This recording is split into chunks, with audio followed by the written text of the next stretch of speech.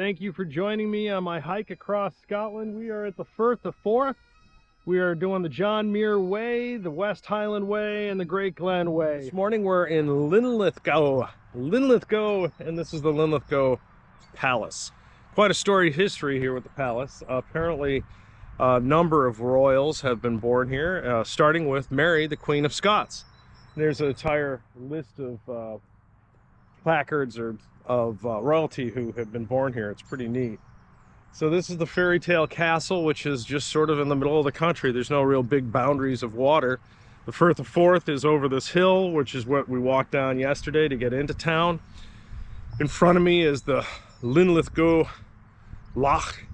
It's a cute town, you know, it's a main street, lots of historic pubs, and I had a great time. I met some of the locals here last night, just really hit it off, had a great time. Today we're going to be heading over to Falkirk. It's a short day, 15 kilometers, about 10 miles. We're going to be passing by a Roman wall which marked the northern boundary of the Roman Empire. This is a bit of what downtown Linlithgow looks like. The palace is right behind the central building. And I forgot to mention that Queen Elizabeth was born there. So 1926, Queen Elizabeth was born in the Linlithgow Palace. Pretty cool. I do want to point out, I stayed last night, I treated myself. I was supposed to wild camp, and I'll show you where I was going to wild camp, which was a little too exposed. But this second building down here is an old courthouse that they converted into a hotel. So I was sleeping in like a judge's chambers last night. Obviously, I love Google Maps, but there are many times when Google Maps doesn't do it and you need feet on the ground. So we are walking underneath this beautiful viaduct. And according to Google Maps, this to me seemed like a perfectly legitimate place to camp. Right up and around here. But I couldn't have found these trails. You know, the suburbs are right here, right? So this is totally exposed. Yeah, I was going to sleep like up here because I didn't know that this was such a slope. So it's actually going to be up there. I can't do it down here. This is all swamp. And that's not a...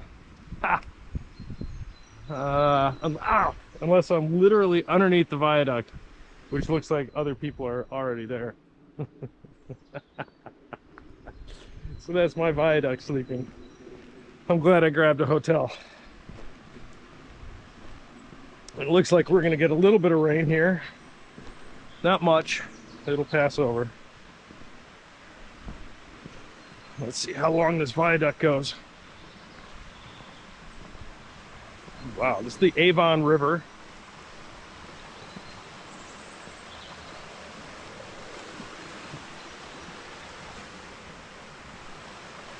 Cool. Hey, welcome back. We are at the Avon Aqueduct. This was just being cleaned. They had a cool machine that kind of floats on the water and skims stuff underneath. I don't know, it was half tractor, half pontoon boat. The noise down here, this is the Avon River. You can see how high we are over the river. That's a long way down. You know, the path that we were just taking took a lot of uphill to get to this point before the stairs. And then on the other side of the aqueduct, you can see the house down here. So it's a steep drop off. This certainly is not a river. Aqueduct to me indicates kind of moving water. And this is at the highest point. So this is a levee or something, I guess, that they've put this on. I don't know if it's a working canal or just simply moving water. It's a little bit of an intrigue.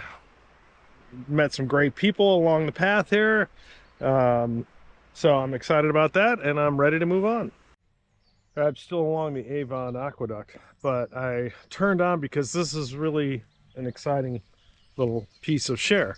When I'm kayaking, and specifically northern Germany and Sweden and places like that, I guess Scotland now can be added to the list.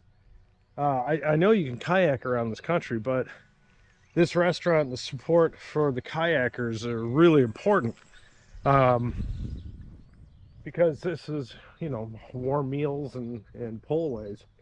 And we come up here and there's a whole kayak and boat harbor. Obviously there's a boat here docked. But this definitely goes back to when we were in Glasgow. We saw the river boats just like this. So there's an entire river experience that can be had here. This is, well, there's just a lot going on. Get a chance to spin around, starting with the dramatic clouds. But in front of me, we have, you know, broken down barn, train tracks. Of course, I'm walking along the canal. And then we got sheep, and then we got nuclear plants, and I guess coal or steel or something over there. And then you got the very tail of the Firth of Forth before getting into the highlands. Hey guys. Oh, look at the baby sheep.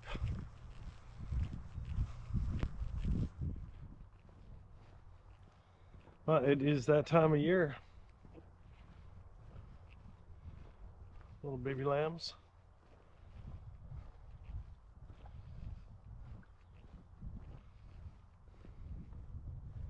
We are in front of the Callendar house. This is segment 6, and we're basically on the outskirts of Falkirk, or already in Falkirk. There's a lot to see in this town. Some of it we're going to capture today, some of it we'll get tomorrow. And the trail makes a concerted effort. I'm probably off trail. It's a big park system with a lot of different trails. Got to make sure you follow the signs, but makes a concerted effort to take in this park and this house. All right, I'm at the, I guess, normal finish line for segment 6. I'm going to go another 2 kilometers to the campsite, but this is the first one that truly ended at the train station, which is really good for day hikes. Unfortunately, my waypoints are going to blow it because I'm going to go another 2 kilometers through town. But nonetheless, you can see here's the train station, and you can see that it's raining straight ahead. We're not going to get to that cloud. It's been drizzling over us, not so bad. So we are almost the end of my day here today. Segment 6 has turned into a little bit of segment 7, and we are at the Falkirk Muir Monument, Battle of 1746, involving the Jacobites and some other armies. I don't know my Scottish history, but I have heard Jacobites often, and this was one of those battles. So Jacobites, ooh, sorry about that. Jacobites, oh, Jacobites won. The sun came out. I'm at the Spoken Boot Campground. Beautiful farmhouse. And then